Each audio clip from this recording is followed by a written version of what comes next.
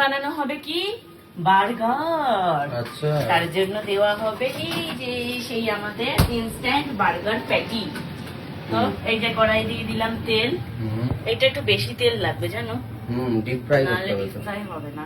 তবুও যতটা কম তেল দেওয়া যায় আমি ওয়ান পিস করে ভাজবো, মানে এতটা তেল দিয়ে দিলে পুরো তেলটা নষ্ট হয়ে যাবে। এই তেল পরে ইউজ করা না ভীষণ চাপ হয়ে যায়। কেউ দেখি প্যাটিটা খোলো। ছোট ছোট না, পুরো জমিয়ে রয়েছে একটার সাথে একটা। এই যে এই সাইজটা, এই সাইজের প্যাটি, এটা পাতলা। দাম অনেক বেশি নিয়েছে। হ্যাঁ, মানে এগুলো বাড়িতে বানানো অনেক বেশি ভর্তি, তেমন খায় না। হাতে লাগলো, তাই একটু লাগলো কত।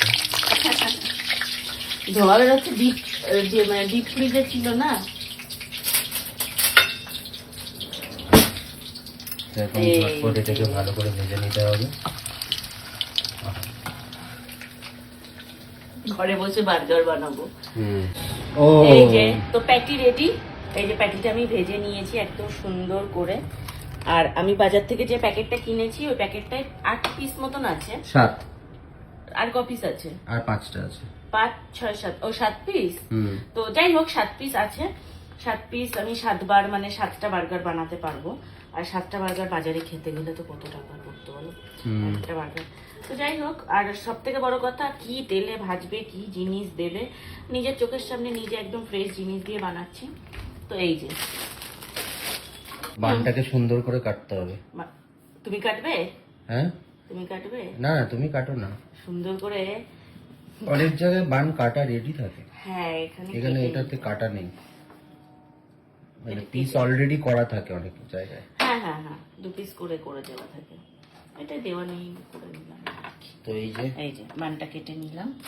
আর একটা বানিয়ে এটাকে একটু কেটে নিই। দুটো করবো যেহেতু আমি আর স্বর্ণ খাবো। তো প্রথমে দেবো এই যে কেচাপ, টমেটো কেচাপ। প্রথমে টমেটো কেচাপ চলে গেল বার্গারের ওপরে।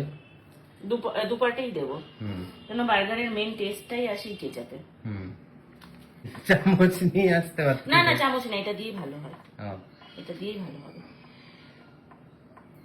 এই যে একটুখানি এই ধনিয়া পুদিনার চাটনিটা একটু দিলাম। এই চাটনিটা এত সুন্দর টেস্টি না, কাবাবের সাথে খুব ভালো লাগে। কাবাব এটা না পরোটার সাথেও ভালো লাগবে। হ্যাঁ হ্যাঁ হ্যাঁ, ভালো লাগবে পরোটার সাথে এটা খুব ভালো আচার লাগবে। আচার ব্যাপার আছে। এটা আরো এনে রাখতে হবে, এটা সবসময় পাওয়া যায় না আবার, এটা মলেই পাওয়া যায়। তো এটাও একটু মিশিয়ে দিলাম, খুবই সামান্য পরিমাণ, খুবই অল্প, জাস্ট পিঞ্চ দিলাম। এটা না থাকলে স্কিপও করে যেতে পারো তোমাদের বাড়িতে যদি না থাকে। আমার আছে যেহেতু আমি ওই জন্যই দিলাম। এবার দেবো এই যে মেয়োনিজটা অল্প, স্বর্ণটাই দিই অল্প। তোমার কোনটা, তুমি কোনটা খাবে? দাও না, যেটা দিলেই হচ্ছে। ঠিক আছে, ব্যাস ব্যাস। সুন্দর করে মেয়োনিজটাকে গোটা বানের মধ্যে মেল্ট করে নিতে হবে। এই হালকা হালকা করে জাস্ট একটু এই যে ছড়িয়ে দিলাম।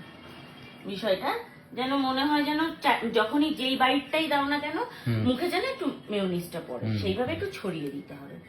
না হলে মিডিলে থাকলে কি শুধু এক জায়গায় মেয়োনিজ পড়বে, আরেক জায়গায় টেস্টলেস লাগবে, ওই ব্যাপারটা হয়ে যায়। তো এবার দেবো হচ্ছে এই প্যাটিটা। এবার বসে গেল প্যাটিটা এর উপরে, সুন্দরভাবে বসে গেল প্যাটিটা। প্যাটি বসানোর পর এবার আমি দিয়ে দিচ্ছি এর উপর অনিয়ন। হ্যাঁ, অনিয়ন দেবো আগে। আচ্ছা, তোমারটাই আগে একটু শসা দিয়ে নি। তোমারটাই, আমারটাই চলে গেল শসা। পূজা যেহেতু শসা খায় না তাই। না, আমিও শসা দেবো ভাবছি, থেকে গেলে দেবো, না হলে দেবো না। দিল অনিয়ন। এবার এর উপরে তো এই যে চিজের স্লাইস কেটে বেরিয়ে চলে এসেছে। আহা, প্রসেস গুলো কিভাবে বানায় চিজটা আমার দেখার খুব ইচ্ছা। এবার আমারটাও দিই দুটো শসা। তোমারটাতেও দিয়ে দাও দুটো শসা। এই যে অনিয়ন পড়ে যাচ্ছে, বানটা আরো বড় দরকার ছিল, আরো বড় বান।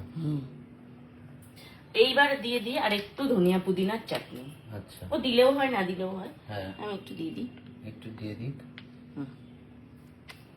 হয়ে গেল ধনিয়া পুদিনা দেওয়া। একটু মেয়োনিজ, মানে এটা সেকেন্ড রাউন্ড। যেহেতু পূজার চিজ মেয়োনিজ বেশি খায় সেই জন্য। না এটা দিলে কি ভালো লাগে খেতে। হুম এইবার এর উপরে দিয়ে দেব এই যে এই চিজ স্লাইসটা দিয়ে উপর রেখে এই যে এই যে এই যে, এই যে ওয়াও সুন্দর করে ফাটাফাটি বসে গেল বিষয়টা। এই না চেপে চেপে পুরো বিষয়টাকে বসিয়ে দিলাম। এবার এর উপর দিয়ে দেব হচ্ছে লেটুস এটাই দিয়ে দিলাম একটা লেটুস, এই যে দিয়ে দিলাম, দিয়ে জাস্ট এটা মুখ বন্ধ করে দিলাম। হ্যাঁ এটার মুখটা এই যে বন্ধ চেপে দিলাম। Good. এবার এটাও সেম প্রসেসে আমি এটাকে একটু ইয়ে করে নিই, ভেঙে নিই, ওটা যেমন ভেঙে নিয়েছি।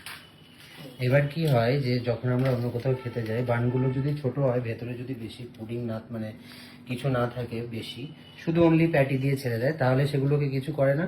কিন্তু যেগুলোর ভেতরে অনেক কিছু জিনিস দেওয়া থাকে সেগুলো ওরা কি করে, মাথায় একটা করে স্টিক গুজে দেয়, হ্যাঁ, যাতে হ্যাঁ, হ্যাঁ। কোনো জিনিসটা ছেড়ে বেরিয়ে বেরিয়ে না আসে। এই দেখো, এই যে রেডি হয়ে গেছে বার্গার। ইয়েস, এটা তো করে খেতে গেলেই জীবন শেষ হয়ে যাবে। তা তো ঠিক। তো বার্গার রেডি। এইবার আর কিছু দিতে লাগবে না। একটা দেওয়া যেত চিলি ফ্লেক্স আর হচ্ছে অরিগানো আর হচ্ছে ওদিকে গোলমরিচ। তো এটা দিলে অনেকে দিতে চাইলে দিতে পারো, না দিতে চাইলে না দিতে পারো।